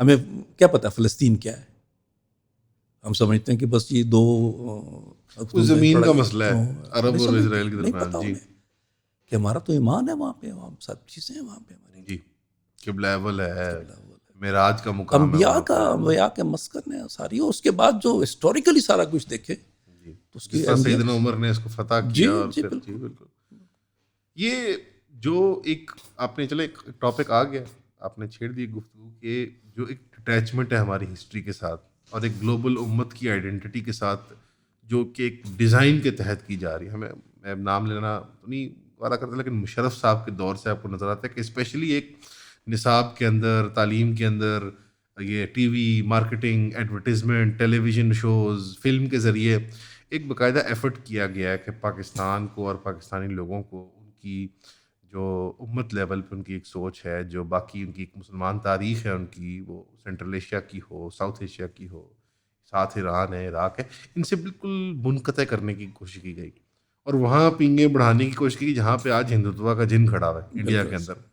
اور ایران کا بارڈر اور افغانستان کا بارڈر انسیکیور کر لی اور انڈیا کا بارڈر سیکیور کرنے کی کوشش کر رہے ہیں, جبکہ وہ ریگولرلی کبھی وہ برہموس بھیجتے ہیں, کبھی وہ ابھینندن کو جہاز میں بھیجتے ہیں. تو یہ جو ایک کوشش کی جا رہی ہے اس کا رد عمل بھی پیدا ہو رہا ہے. اس میں مایوس ہونے کی بات نہیں ہے کہ یوتھ کے اندر خود ایک بیداری پیدا ہو رہی ہے کہ یار یہ چیزیں کیا ہیں. اور یہ 7 اکتوبر جیسے جو انسیڈنٹس ہیں یہ اس کو جگانے میں بہت بڑا رول پلے کرتے ہیں. 7 اکتوبر میں جو حماس کا جو یہ ایک مجاہدہ تھا, حملہ تھا, آپ اس کو جو بھی کہہ لیں, اس نے بیسکلی وہ کام کیا جو 1000 سال 100 سال کی تبلیغ نہیں کر سکتی. ایسے ہی ایک طرف یورپ اور امریکہ کی عوام کھڑی ہے اور ایک طرف یورپ اور امریکہ کی ریاستیں کھڑی ہیں. عرب اور مسلمان ممالک کی ایک طرف عوام کھڑی ہے اور ایک طرف ریاستیں کھڑی ہیں. تو یہ ایک واٹر شیڈ مومنٹ جس طرح انگریزی میں کہتے ہیں کہ یہ فیصلہ کرنے کا وقت ہے کہ ہماری الیجنسز, ہماری لائلٹیز کہاں لائے کرتے ہیں. تو یوتھ کے اندر جو بیداری ہے اس کو اب کیپٹلائز کرنا صحیح طریقے سے الخدمت جیسے اداروں کے لیے, اور جو کوئی سیاسی پلیئرز ہیں اور سول سوسائٹی کے اندر جو لوگ کام کر رہے ہیں, تو یہ انرجی ڈسپیٹ نہ کرے. اس کے لیے سیمینارز, کانفرنسز, یہ آن لائن جس طرح آپ اسپیس میں آ گئے ہماری, مطلب حالانکہ یہ ہمارا پلیٹ فارم جو آپ کا کام ہے اس سے بہت بڑھ کے, لیکن آپ کا یہاں آنا مقصد اس کا یہی ہے کہ ینگ لوگ ان چیزوں سے اٹیچ ہو جائیں اور لانگ ٹرم, یعنی یہ نہیں کہ بھئی ایک 3 مہینے کا 6 مہینے کا جذبہ, بلکہ لانگ ٹرم 20ویں 10ویں 30ویں سال اس کے ساتھ لگ کے, یعنی اپنی پروفیشنل لائف کو بھی پرسو کریں, بٹ اپنی جو پرائیویٹ لائف ہے یہ کلچر کیسے ہماری قوم میں آئے گا کہ ہماری جو پرائیویٹ لائف ہے کٹی پارٹی اور کمیٹی پارٹی کے بجائے وہ ان اداروں کے ساتھ جڑ کے اپنے, دیکھیں اٹھنا بیٹھنا ہے, پارٹیز کرنی ہے, کھانا کھانا ہے, کانفرنس کرنی ہے, لوگوں سے ملنا ہے, سوشلائزنگ کرنی ہے, اس کو اپنی سوشلائزنگ کی ڈائریکشن کیسے بنائیں. یعنی ہماری کہ 24/7 کی زندگی میں ایک آدھا گھنٹہ الخدمت کا بھی ہو. یہ اس کے لیے کیا الخدمت فاؤنڈیشن کر رہی ہے؟ آپ کی بات میں پہلے آپ نے ذکر کیا وہ مشرف صاحب کے دور کی, تو ایک بات میں گزارش کر دیتا ہوں. 2001-2 کی بات ہے کہ انہوں نے آ کے ایک نعرہ لگایا تھا کہ پاکستان فرسٹ. جی. تو مجھے سمجھ نہیں آتی تھی کہ یہ اچانک کہاں سے آ گیا نا, کہ پاکستان فرسٹ تو ہے ٹھیک ہے, لیکن اسلام بھی اپنی جگہ ہے, سب چیزیں ہیں. اتفاق سے میں ایک کانفرنس میں گیا جارڈن, تو وہاں پہ عمان ایئرپورٹ پہ اتر کے جیسے ہی میں باہر نکلا ہوں تو وہاں سب سے پہلے جو مجھے بل بورڈ نظر آیا اس کی لکھت الاردن الاول, یعنی اردن فرسٹ. جی. میں چونک گیا, میں کہ یہ ان کا نعرہ نہیں ہے, یہ نعرہ ان کا ہے جو ان کو بھی دے رہے ہیں اور جارڈن کو بھی دے رہے ہیں, کسی اور کو بھی دے رہے ہیں, کہ بھئی آپ ان کو ڈیٹیچ کریں امت سے. خیال ہوں میں کسی اور کا سوچتا, مجھے کوئی اور ہے, یعنی فرضی کو نہیں پتا. تو یہ آپ کی پہلی بات کا جواب ہے کہ یہ بیسیکلی وہاں سے سارا کچھ ہلایا جا رہا ہے بڑی پلاننگ سے. یہ پلاننگ بھی کمال درجے کی ہے نا, آپ کا کشمیر ہو یا فلسطین ہو, یہ دونوں جس جگہ پہ پلان ہوئے ہیں وہ آپ سارا دیکھ لیں. اتفاق سے وہ وقت بھی وہی ہے 1947-48. ایک طرف جناب 1947 29 اکتوبر کو ایک ریزولوشن 181 آ رہا ہے اور 2 ریاستیں بنائی جا رہی ہیں, اور اس میں کہا جا رہا ہے کہ جی جو اسرائیل ہے اس کو 55% جو ہے نا وہ سارا اس کا ملے گا, جبکہ ان کے پاس 6% جگہ تھی ساری. جی. وہ لمبی اس میں گفتگو پہ میں نہیں جاتا, دونوں برٹش شرارتی ہیں.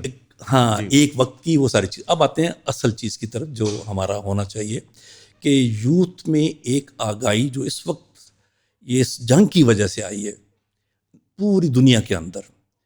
اور ایک دیکھیں یہ یوتھ جو ہے سرچ فار ٹروتھ میں تو ہے, جی تلاش میں ہے اس کی سچائی کے. اب ہم نے اس پہ اندھیرے ڈال رکھے ہیں. اگر ہم وہ اندھیرے ہٹا دیں, آگے سے وہ پردے ہٹائیں, ان کو سچ پہنچائیں, تو یہ یوتھ کر سکتی ہے. یہ یاد رکھیے, کرنا یوتھ نہیں ہے, یہ میری جنریشن نے نہیں کرنا. 60% آبادی یوتھ ہے پاکستان. جی کرنا انہوں نے نہیں ہے. ویسے بھی ایک پہلے بھی آپ اٹھا کے ہسٹری بھی اٹھا کے دیکھیں تو بڑے کام تو یوتھ نہیں کیے ہمیشہ.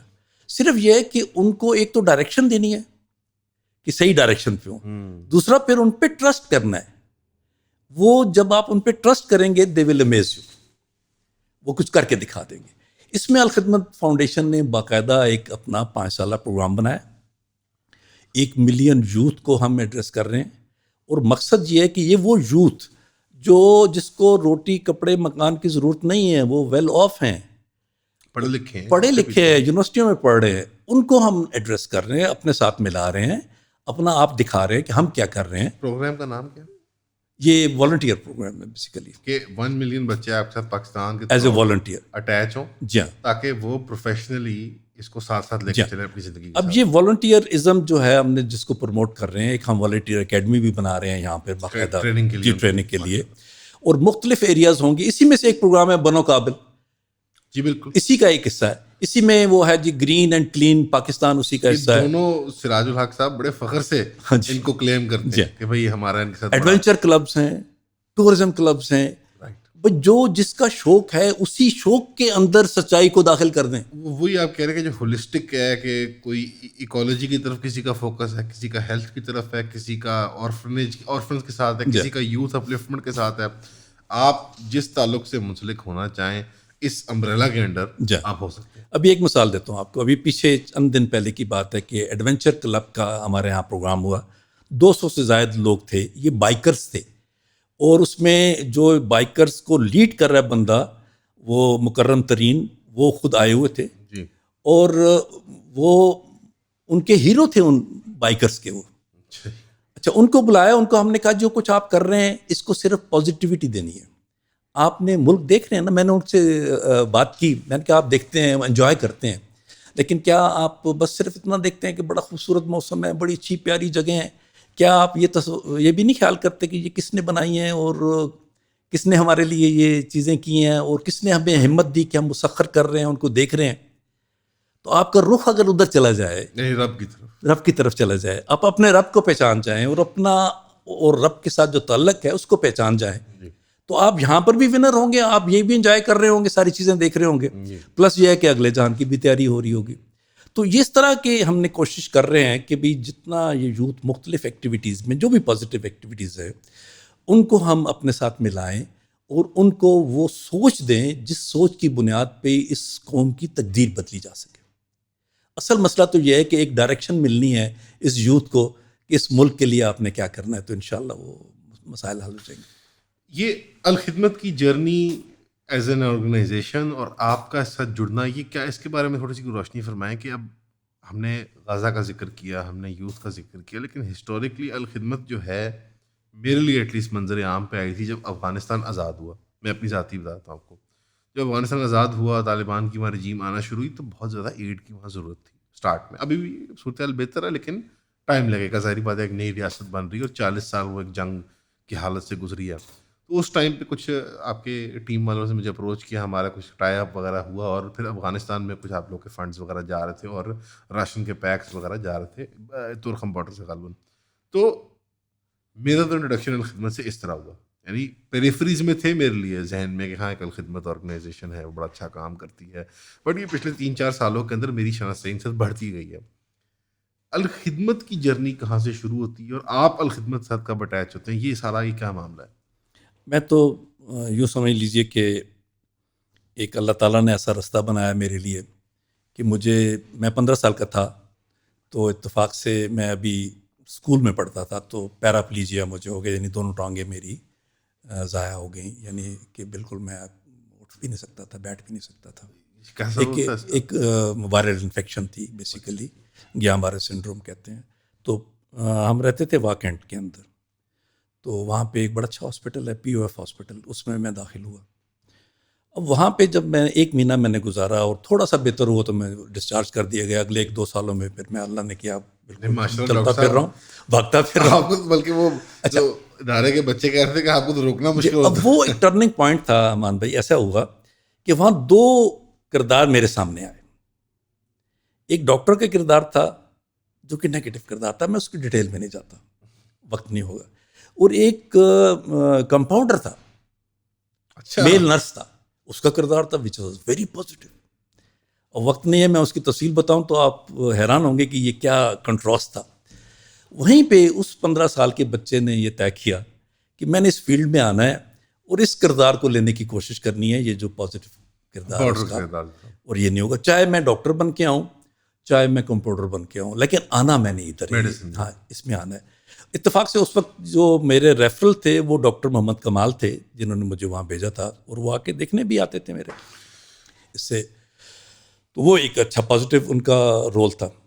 اب اللہ نے یعنی تقدیر نے جو بھی سوچا اس وقت, اور میں ٹھیک بھی ہو گیا, اور میں نے پھر محنت کی, اللہ نے کیا میں میڈیکل کالج میں بھی پہنچ گیا.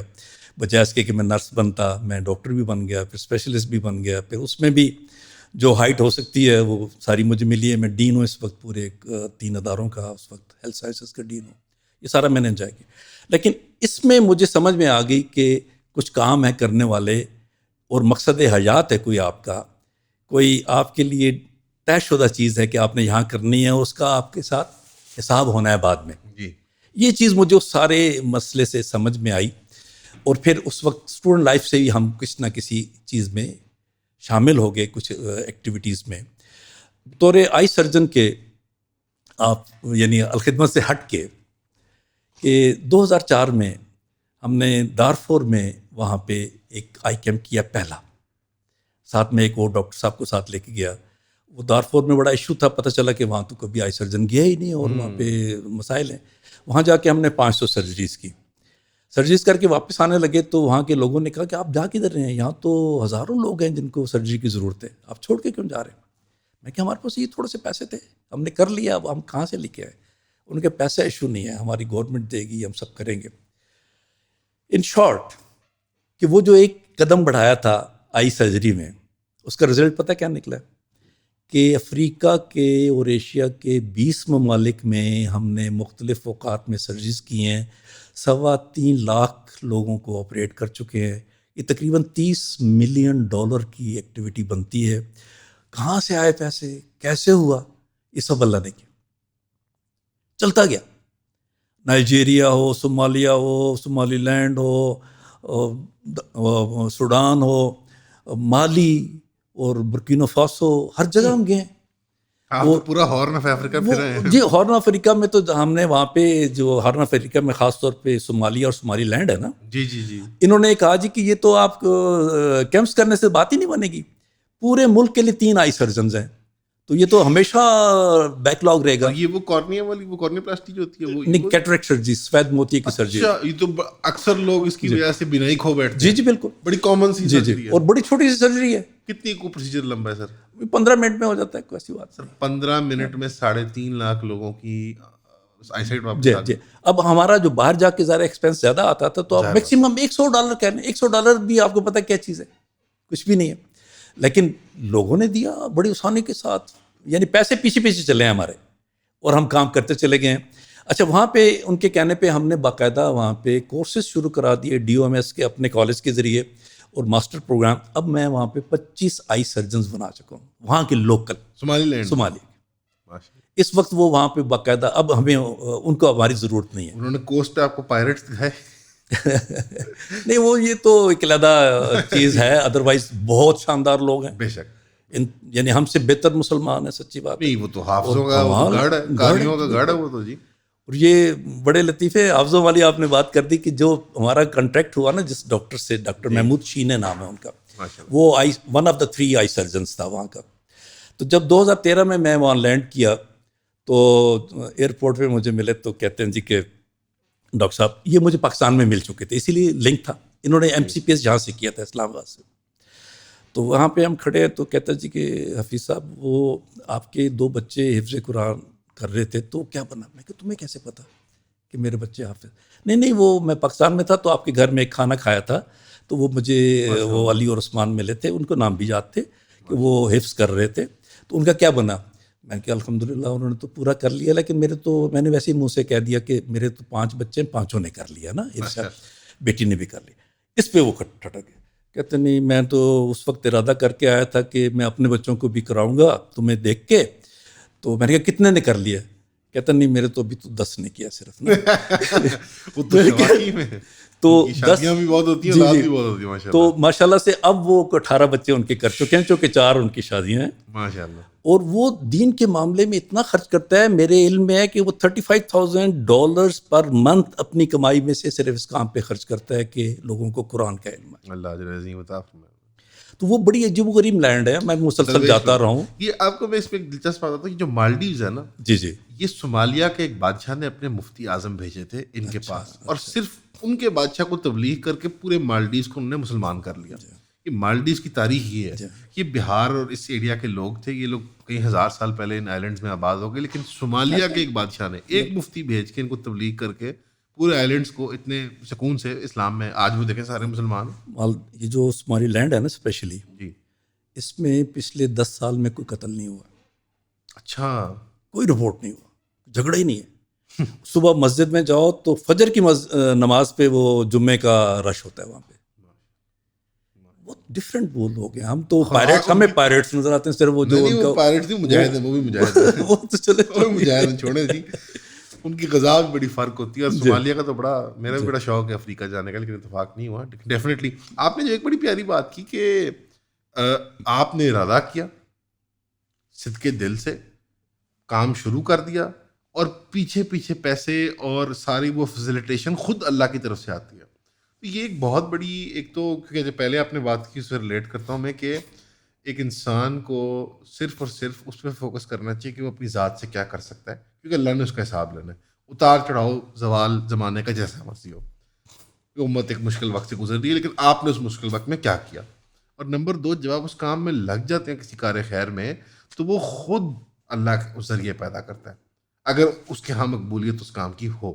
اور ماشاءاللہ آپ نے 3.5 لاکھ لوگوں کی سرجریز اور 25 سرجنز تیار کرنا, تو لوگ نہیں اس کا اندازہ کر سکتے. میں پرسنلی نہیں کر سکتا, میری آئی سائٹ بالکل ٹھیک ہے, لیکن یہ سوچ کے بھی کہ بھائی ایک اتنی 15 سی منٹ کی جو وہ اس کی وہ موتیے کی سرجری ہے, اس سے ایک انسان کی بینائی واپس آ سکتی ہے, یہ بڑی ایک ان امیجنیبل سی بات ہے. ماشاءاللہ اللہ آپ کو اس کا اجر عطا فرمائے.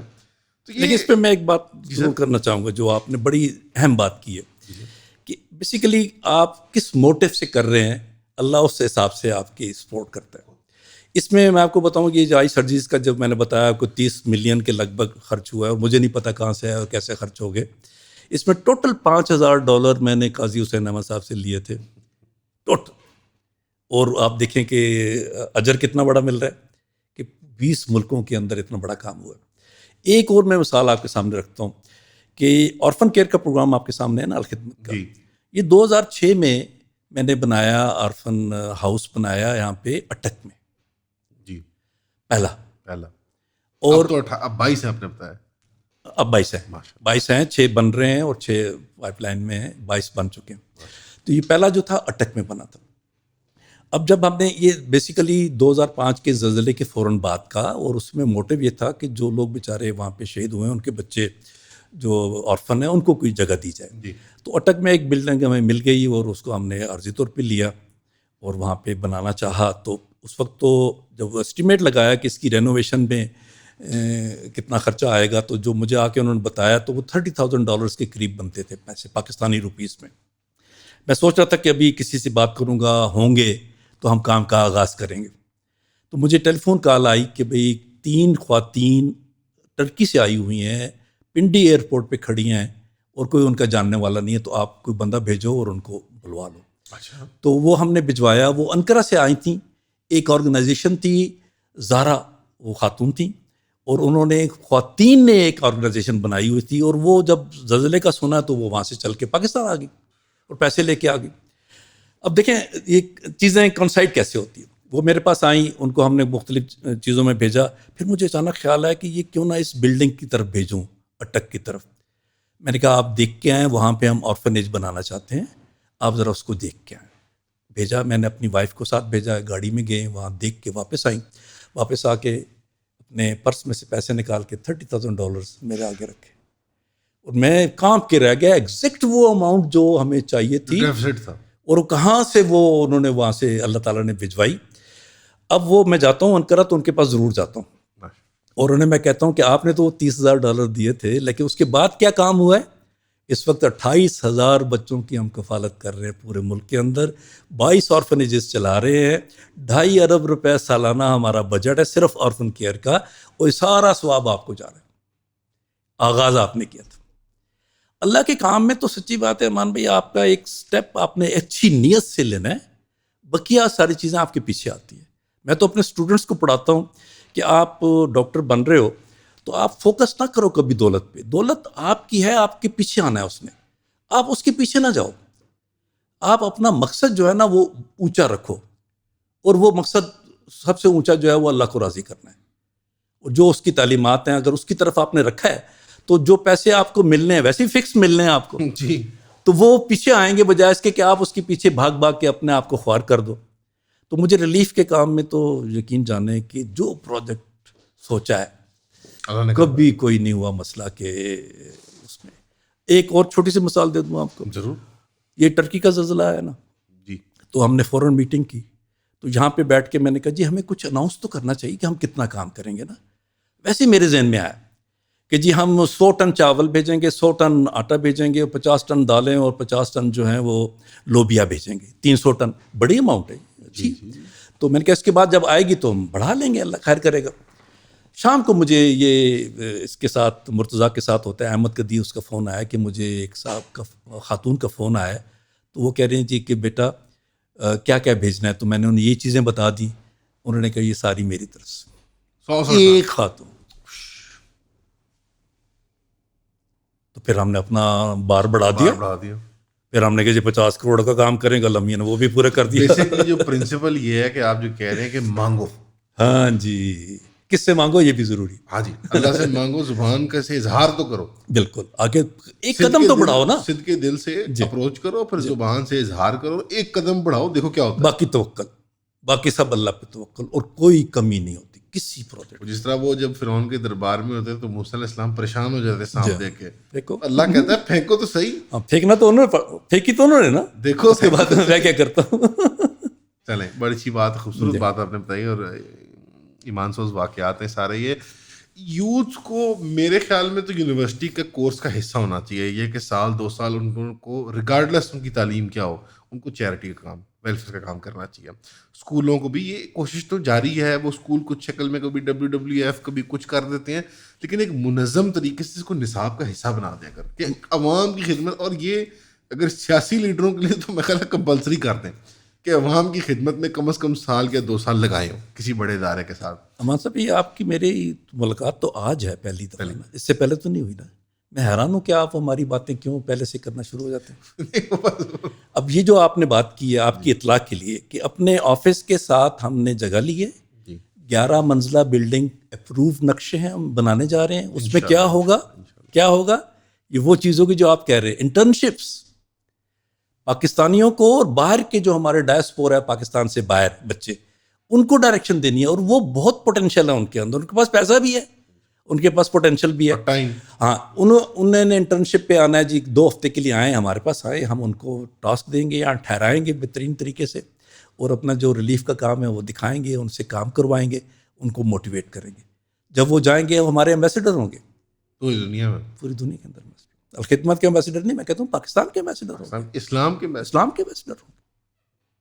یہ بڑھیا آپ نے اچھی وجہ سے اس کو اگر کسی طرح HEC کے ساتھ یا یونیورسٹیز کے ساتھ اٹیچ کیا جائے کہ جو کریڈٹس ہوتے ہیں وہ ان کو ملے. جو بچوں کی لالچ ہوتی ہے, دیکھیں بچوں کو بالکل انسینٹیوائز کرنا منشور ہوتا ہے, کوئی GPA کا یا کریڈٹ کا حصہ, جس طرح ہم دیکھیں اور خیر کے کام ہوتے ہیں, جو حافظ ہوتا ہے اس کو زیادہ اسکور ملتا ہے FSC کے اندر, اسی طرح یہ جو اچھے کام ہیں خاص طور پہ جو بچے ہیومینٹیز پڑھ رہے ہیں, لبرل آرٹس پڑھ رہے ہیں, فلسفہ پڑھ رہے ہیں, اینتھروپولوجی پڑھ رہے ہیں, سوشیولوجی پڑھ رہے ہیں, وہ جا کے دیکھیں تو صحیح وہ سوسائٹی ہوتی ہے جس میں جس کی سوشیولوجی پڑھی جا رہی ہے. اور باقی میڈیکل کی فیلڈ میں بھی, انجینئرنگ کی بھی, ایون کمپیوٹر سائنس کے دیکھیں نا بچے وہ ڈیٹیچ ہو جاتے ہیں, ریئلٹی سے. وہ اپنے وہ دیکھیں نا, جس نے انجینئرنگ کالج میں جانا ہے, میڈیکل کالج میں جانا ہے, اس نے 80-90% نمبر لینے, اس کو تو اپنے چھوٹے بھائی سے کھیلنے کا ٹائم نہیں ملتا. ابھی یہ دیکھیں رضوان صاحب ہیں نا, ڈاکٹر رضوان, جو کہ 1122 کے تھے اور آج کل وہ ہماری ایمرجنسی رسپانس کے سیکرٹری, الخدمت کی وہ انچارج ہیں.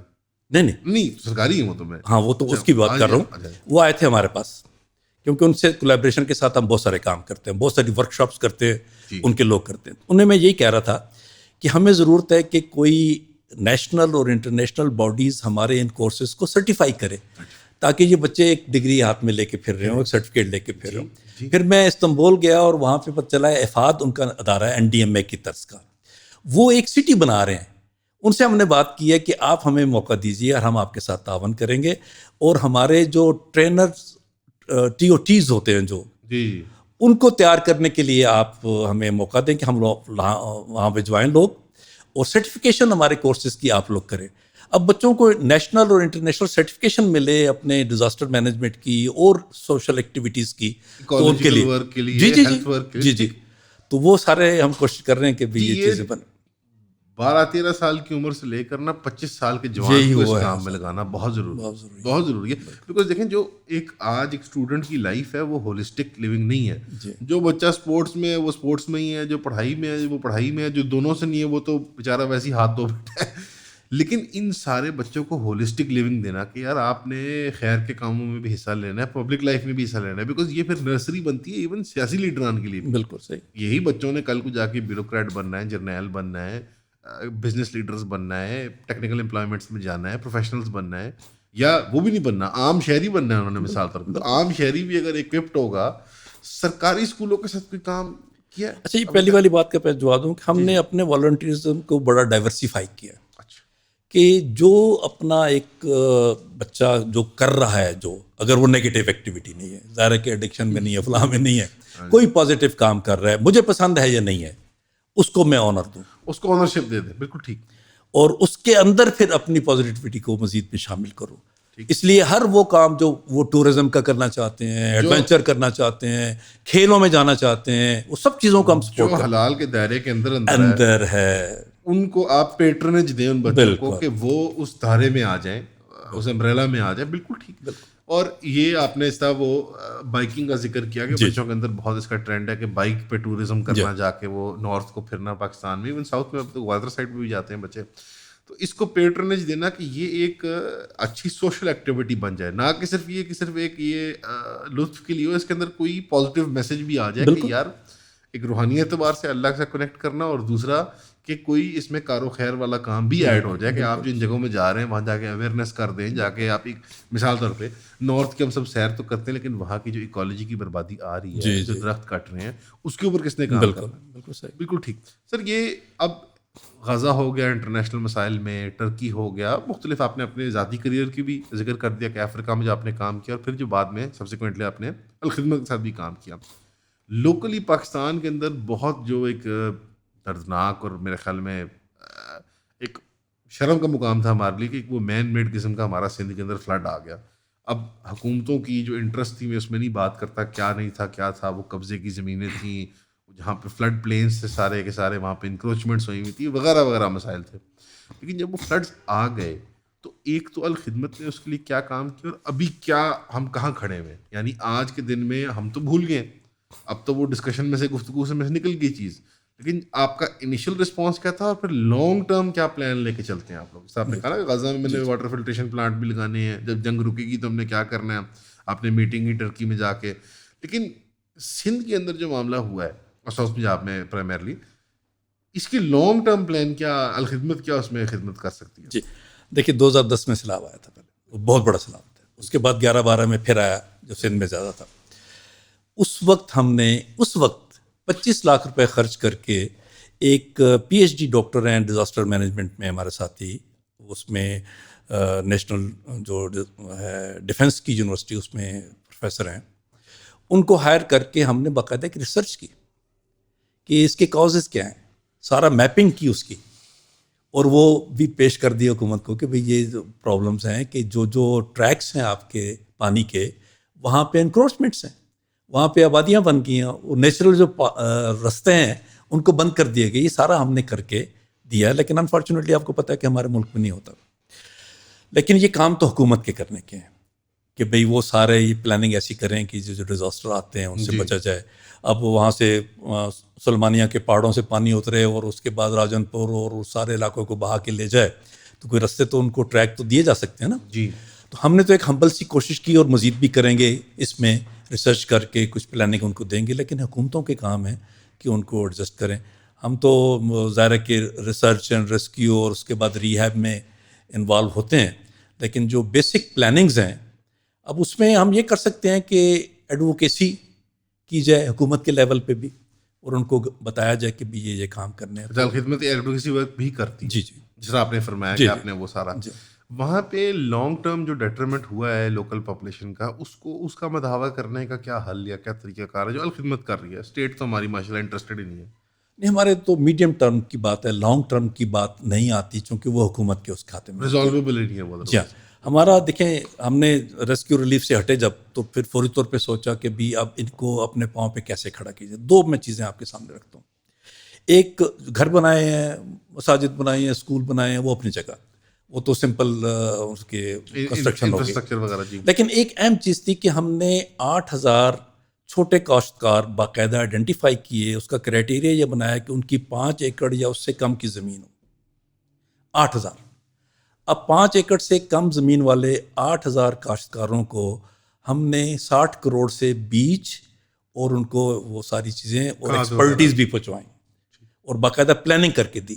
ان سے فصل کاشت کروائی جبکہ ان کے پاس نہ بیج تھا، نہ کھاد تھی، نہ ہمت تھی کہ یہ کام کرتے.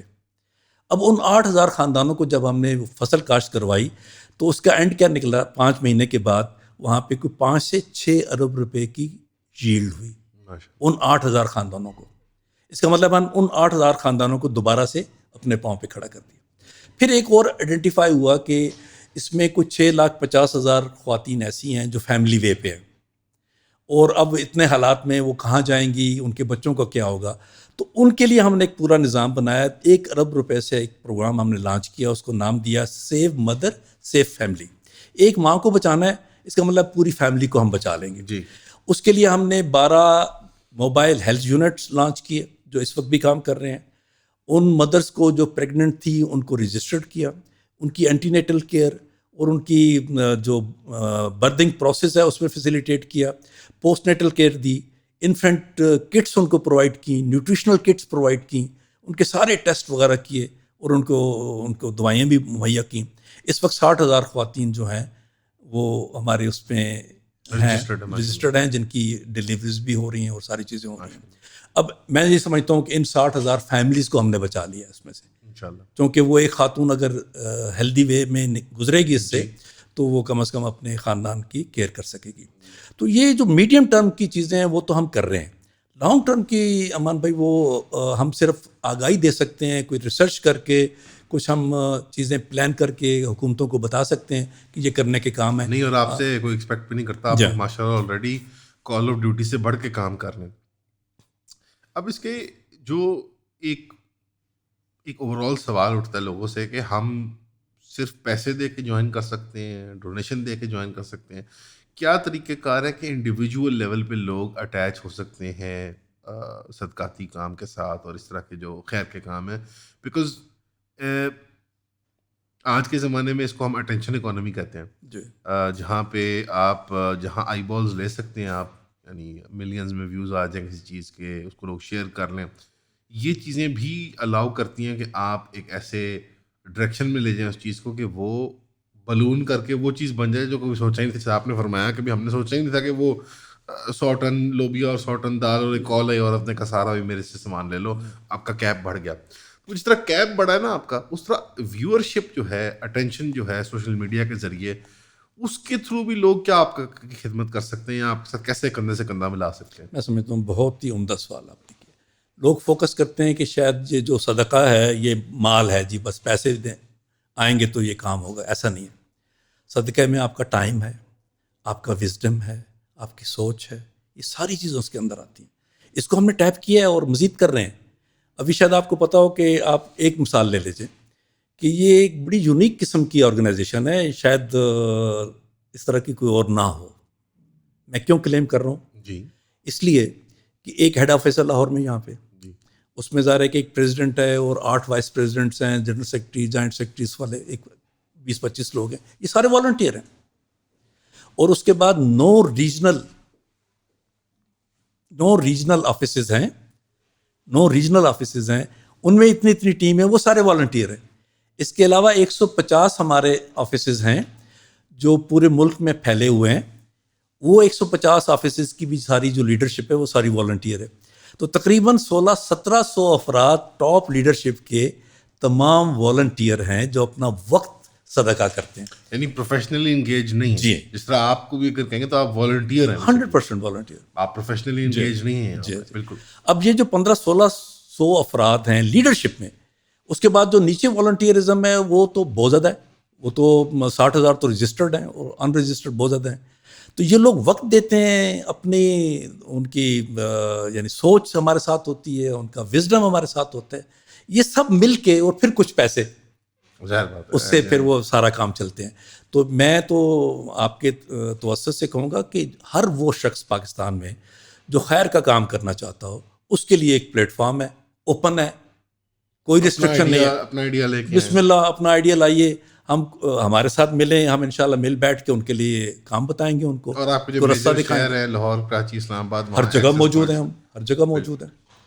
اور ہمارے ساتھ آن لائن آپ کی ویب سائٹ وغیرہ بھی آپ کو رابطہ کر سکتے ہیں. جی بالکل, سوشل میڈیا وغیرہ بھی, اور یہی AL الخدمت. جی بالکل, ہم ڈسپلے بھی کر دیں گے. اور والنٹیئر کا تو باقاعدہ ایپ ہے, اس میں وہ فل کیجیے, فارم فل کیجیے. جی بالکل, جو بھی کرنا چاہے کام, جو بھی کر رہا ہے بالکل اپنے ساری ایکسپرٹیز بتائے گا, میں کیا کر رہا ہوں, کہاں ہوتا ہوں, عمر کتنی ہے میری, کتنا ٹائم دے سکتا ہوں, ساری چیزیں اس کے اندر ہیں. اور رابطہ اب وہ سر رابطے میں آ جائیں گے, ہم ان کو کام بتائیں گے, اپنی جگہ جہاں وہ رہتے ہیں اسی جگہ کا کام بتائیں گے ان کو. بالکل ٹھیک. یعنی اپنے محلے میں گھر بیٹھے بیٹھے آپ کو کام مل سکتا ہے, والنٹیئر ورک جو آپ کر سکتے ہیں. بالکل, اور آپ کار خیر کا حصہ بن سکتے ہیں. دیکھیں نا, معروف معنوں میں تو ہم NGO ہیں, اس میں کوئی شک نہیں ہے. اس لیے کہ ہم اسی لیے قائم بھی ہیں کہ ہمارے سارے سسٹم جو NGO والے ہیں, بلکہ INGO والے ہیں, انٹرنیشنل NGO والے, ہم تمام رولز اینڈ ریگولیشن پاکستان کے بھی, FBR کے بھی سارے پورا اترتے ہیں, انٹرنیشنل رولز کو بھی فالو کرتے ہیں, 100% اس کو فالو کرتے ہیں. اس لیے ہم ایگزسٹ کر رہے ہیں. لیکن در حقیقت ہم ایک موومنٹ ہیں. ہم ایک موومنٹ اس طرح سے ہیں کہ ہم خیر پھیلانا چاہتے ہیں اپنے ملک کے اندر اور دنیا, اور کن لوگوں کے لیے, پورے پاکستان کے لیے اور دنیا کے لیے. اور کون لوگ, یعنی خود پاکستانی, خود مسلمان, سارے مل کے, ایون نان مسلمس, دیر از نو ایشو. ہمارے نان مسلمس میں کام بھی ہے اور ہمارے ورکرز بھی ہیں, والنٹیئرز بھی ہیں, اور ساتھ مل کے کام کرتے ہیں ان کو. تو یہ جو نان مسلم کی بات ہے نا, اس میں خیر کے کام میں دیکھیں ایک اصول ہے سیدھا سا. اللہ کہتا ہے جی کہ الخلق عیال اللہ, کہ یہ جو پوری مخلوق ہے نا, یہ تو ساری میرا کنبہ ہے. اس میں یہ نہیں کہا یہ صرف مسلمان میرے کنبے کے ہیں, سارے جو اس نے پیدا کیے ہیں اس کے کنبہ ہے. تو اس کا دھیان رکھنا جو ہے وہ اسی مخلوق کا کام ہے. اس مخلوق کے حوالے کیے گئے کہ تمہارا ٹیسٹ ہی ہے کہ اپنے جیسے لوگوں کی تم خدمت بھی کرو, ان کا خیال بھی رکھو, دھیان بھی کرو, اور اپنے اللہ کو راضی کرو. اگر اللہ سے جڑنا ہے تو اللہ کی مخلوق سے جڑنا ہوگا, ان کا خیال کرنا ہوگا. ہم نے لوگوں کی نماز اور روزے کا حساب تو وہ خود دیں گے نا, بذات ہمیں ان کو کرنا تو چاہیے, ان کو موٹیویٹ کرنا چاہیے کہ نماز روزے زکوٰۃ کی طرف جائیں. لیکن جو مجھے حساب دینا ہے, ان کے جو حالات ہیں, اگر وہ بھوکے ہیں تو اس کا حساب تو مجھے دینا پڑے گا. میرے پڑوس میں رہتا ہے اور رات کو بھوکا سو گیا, اس کا حساب تو مجھے دینا ہوگا. کیونکہ پیارے نبی نے کہا کہ بھئی اگر کسی بستی کے اندر کوئی شخص رات کو غربت کی وجہ سے بھوکا سو گیا تو وہ اس بستی سے میں بری و ذمہ ہوں, اللہ کہتا ہے. پیٹ بھر کے کھا کے سوئے, اس سے بری. اور ہمارے یہاں پرابلم ہی ہے, ہمیں پتہ ہی نہیں ہمارے دائیں بائیں کیا ہو رہا ہے. یتیم بچے رہ رہے ہیں. میرے بچے تو صبح اٹھ کے تیار ہو کے گاڑی میں جائیں, اسکول میں جائیں, اور وہ یتیم بچہ جو کہ حضور اکرم صلی اللہ علیہ وسلم کو ریپرزینٹ کر رہا ہے, اس لحاظ سے کہ بھی اللہ نے کہا کہ اللہ کے رسول نے کہا کہ میں یتیم ہوں اور میں سب کا والی ہوں. جی. تو وہ بچہ جو ہے وہ صبح اسکول نہ جائے, ہاتھ منہ بھی نہ دھوئے, اور گندے ہاتھوں سے اور ننگے پاؤں کسی ورک شاپ میں چلا جائے اور میری اور آپ کی گاڑی کے نیچے اپنا ہاتھ اور منہ کالا کر رہا ہو, یا کسی ہوٹل سے میں کھانا کھاؤں اور وہ میرے جھوٹے برتن دھو رہا ہو, تو حساب تو مجھے دینا ہوگا. یہ وہ چیز ہے. اس لیے میں نے کہا کہ موومنٹ ہے. ہم لوگوں کو بتاتے ہیں کہ یہ آپ کی ذمہ داری ہے. ہم تو ایک پلیٹ فارم ہے, آپ آئیے اس پلیٹ فارم کا حصہ بنیے اور اپنی ذمہ داریاں پوری کیجیے. ریسٹرکشن کوئی نہیں ہے الخدمت کے اوپر, لمیٹیشن کوئی نہیں ہے. یعنی ایک بندہ دیکھیں اس طرح آپ الیکٹ ہو کے پریزیڈنٹ بنتے ہیں, پھر کوئی اور آئیں گے صاحب, پھر کوئی اور آئیں گے, یعنی ایک بڑا ڈیموکریٹک نظام ہے اس کا. اس میں کوئی بھی آدمی لوئسٹ لیول پہ جوائن کر کے کل کو آپ کی پوزیشن میں بھی آ سکتا ہے. بالکل 100%. اور وہ لیڈ کرے. بالکل ایسی کسی فیملی کا تو ہے ہی نہیں. بالکل نہیں, ٹوٹلی. بڑی خوبصورت بات ہے, اور آپ نے وقت نکالا, ہمیں دیا, الخدمت کے بارے میں آگاہی دی, ہمیں ہمارے غازہ میں بہن بھائیوں کے بارے میں آگاہی دی. پلس جو آپ نے ایپ کا ذکر کیا, ہم اس کے بارے میں انشاءاللہ کاٹ کے الگ سے اس کو بھی ایز اے ریل بھی چلا لیں گے, بیکاز وہ بچوں کا اٹینشن اسپین تھوڑا کم ہوتا ہے, وہ 1.5 گھنٹے کی گفتگو کم لوگ دیکھتے ہیں. یہاں تک کم لوگ ہی پہنچے ہوں گے, لیکن جو ساتھی پہنچ گئے ہیں, آپ کا ذاتی جو کردار ہے بڑا خوبصورت, اس سے بھی ہمیں کچھ ایک قسم کا انٹروڈکشن مل گیا. اس طرح کی نشست کو انشاءاللہ چلاتے رہیں گے, جب جب اپیل کی ضرورت ہوگی تب بھی, اور جب جب نہیں بھی ہوگی, جب یوتھ سے آپ ڈائریکٹلی بات کرنا چاہیں. مجھے امید ہے انشاءاللہ کہ جو لوگ ہیں وہ آپ کی ایپ کے ساتھ ینگ لوگ کنیکٹ ہوں گے. اس کے بعد آپ نے مجھے بتانا ہے کہ کتنے لوگ آئے, کتنے لوگ نہیں آئے. اس کو ہم پہلے ایڈورٹائز کر دیں گے انشاءاللہ کہ جو ایپ کا معاملہ تھا. ڈاکٹر صاحب تھینک یو سو مچ اپنے ٹائم کے لیے. انشاءاللہ ضرور اس سلسلے کو جاری رکھیں گے, اور دعا ہے کہ آپ جو یہ کام کر رہے ہیں, خاص طور پہ جو بھی غزہ کا معاملہ چل رہا ہے, اس میں آپ کو اللہ کامیاب کرے. آپ کا بہت شکریہ, آپ نے موقع دیا, اور اس خدمت کے کام کو ہم عبادت سمجھ کے بے شک انٹیگریٹی کے ساتھ کام کرتے ہیں, اور سب کے لیے دروازے کھلے ہیں. بسم اللہ, آگے آئیے, ہاتھ بڑھائیے, ہم مل کے انشاءاللہ ایپ کو ہم انشاءاللہ ڈسپلے کریں گے. مجھے امید ہے کہ لوگ آئیں گے, انشاءاللہ. تھینک یو سر, بہت شکریہ. Thank you.